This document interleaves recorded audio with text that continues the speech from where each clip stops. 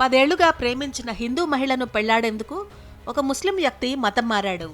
హిందూ మతాన్ని స్వీకరించడంతో పాటు తన పేరును కూడా మార్చుకున్నాడు. హిందూ ఆచారం ప్రకారం ప్రియురాలిని పెళ్లి చేసుకున్నాడు. ఉత్తరప్రదేశ్లోని బస్తీ జిల్లాలో ఈ ఘటన జరిగింది. నగర్ బజార్ ప్రాంతంలో నివసించే 34 ఏళ్ల సద్దాం హుసేన్, అదే గ్రామానికి చెందిన 30 ఏళ్ల హిందూ మహిళ 10 ఏళ్లుగా ప్రేమలో ఉన్నారు. వేర్వేరు మతాలకు చెందినవారు కావడంతో వారిద్దరూ పెళ్లి చేసుకోలేకపోయారు. తనను పెళ్లి చేసుకోవాలని ఆ మహిళ సద్దాంను ఒత్తిడి చేసింది. అయితే ఆమెతో పెళ్లికి అతడి కుటుంబం ఒప్పుకోలేదు. కాగా 3 రోజుల కిందట సద్దాం హుసేన్ అతడి కుటుంబ సభ్యులపై స్థానిక పోలీస్ స్టేషన్లో ఆ మహిళ ఫిర్యాదు చేసింది. పెళ్లి చేసుకుంటానని నమ్మించి తనపై అత్యాచారం చేశాడని, గర్భస్రావం కోసం బలవంతం చేయడంతో పాటు చంపుతామని వారు బెదిరించినట్లు ఆరోపించింది. దీంతో సద్దాం అతడి కుటుంబ సభ్యులపై పోలీసులు కేసు నమోదు చేశారు. మరోవైపు ఈ ఘటన నేపథ్యంలో సద్దాం హుసేన్ హిందూ మతంలోకి మారాడు.